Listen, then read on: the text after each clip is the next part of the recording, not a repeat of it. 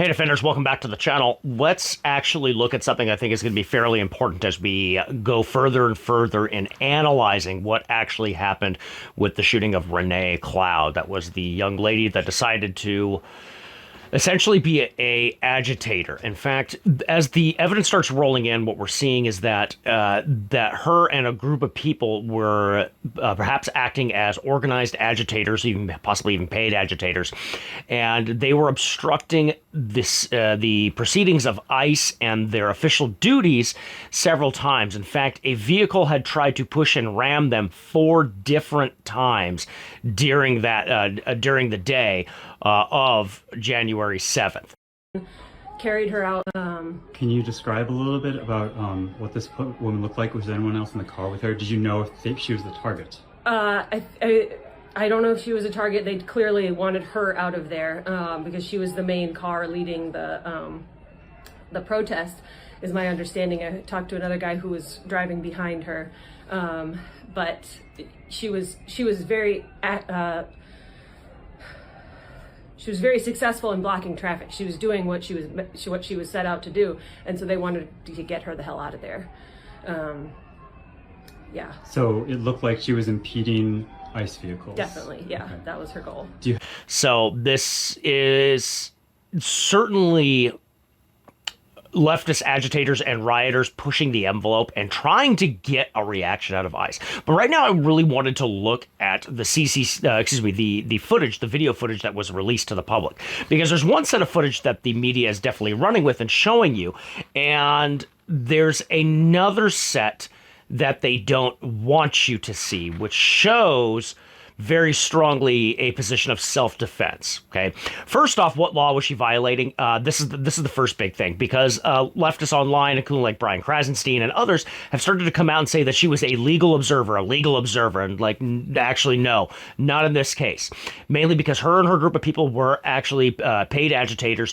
They were there on the ground trying to disrupt purposely the proceedings that were happening and the legal and official duties of those ICE officers. They were actually criminals. And this is not just on the federal level, obstruction of justice and obstruction of official proceedings. This also violated Minnesota state laws when it comes to law enforcement and first responders in the state. In fact, the law I'm actually referring to is 609.50, obstruction of legal processes, arrest, or firefighting. And this is, in Subdivision 1, a crime. Whoever intentionally does any of the following may be sentenced as provided in Subdivision 2.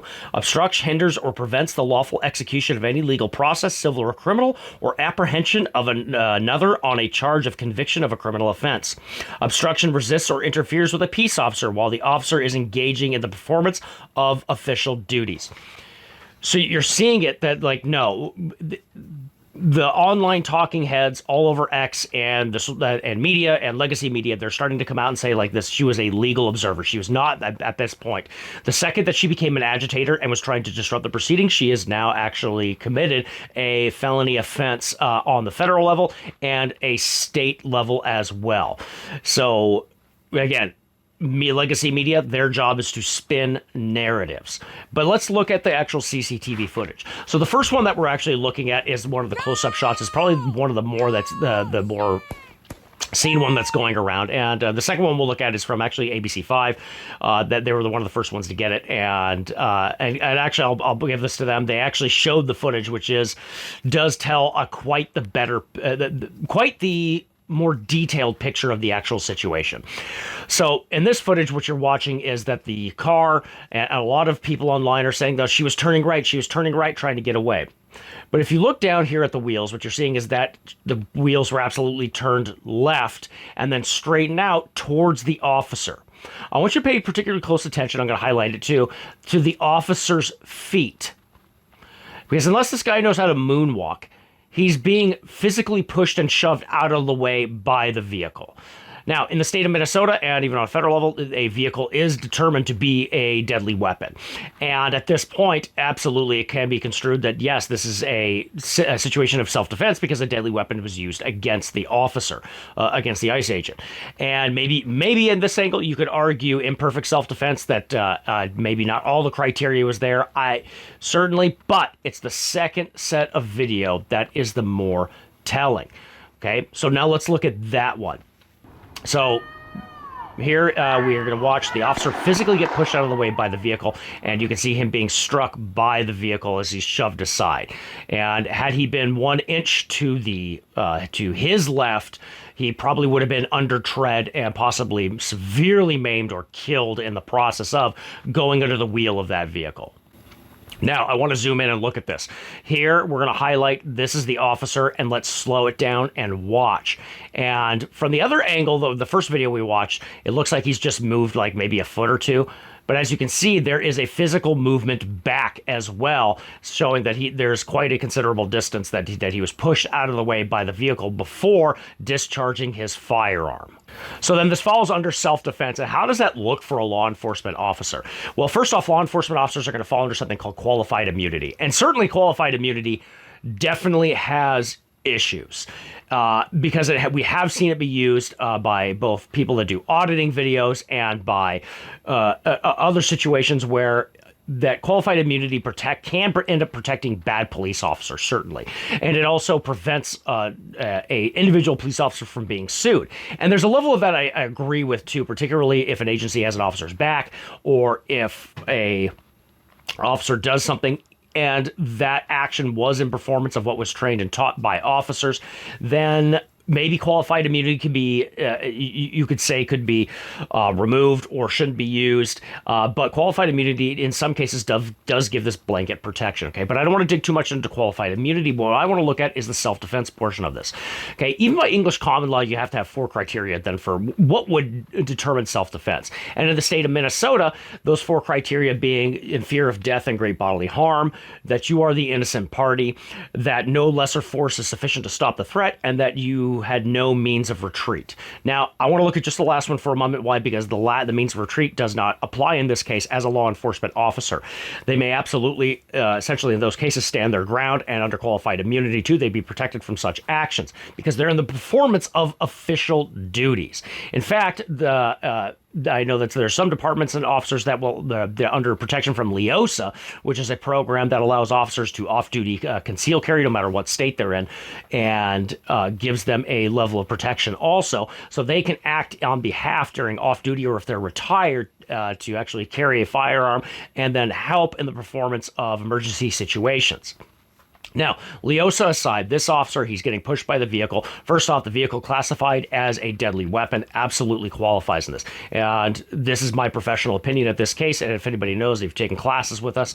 I've probably mentioned it before. Part of my background is in forensics. Okay, so and I'm fairly familiar with the criminal justice system in several different states. Minnesota being here in Minnesota, we're definitely familiar here. And the second thing criteria on this being that you are the innocent party. In this case, he is in the performance official duties and the woman is agitating. In this case, she has then inserted herself into the situation. She is now the active participant and has become an aggressor in this case. He is the innocent party. The third portion of this, no lesser force is sufficient to stop the threat. This is where then it gets into the nitty-gritty on the details of this. He had split seconds to make the decision whether to shoot or not to draw that firearm. He drew the firearm, and certainly that officers in the face of somebody drawing a weapon can have firearm absolutely drawn and issue commands. Commands were being issued, as you can hear in the video, by 2 different officers, 2 different ICE agents coming up to her, trying to get her out of the vehicle to detain her since she was in the current disruption of official duties.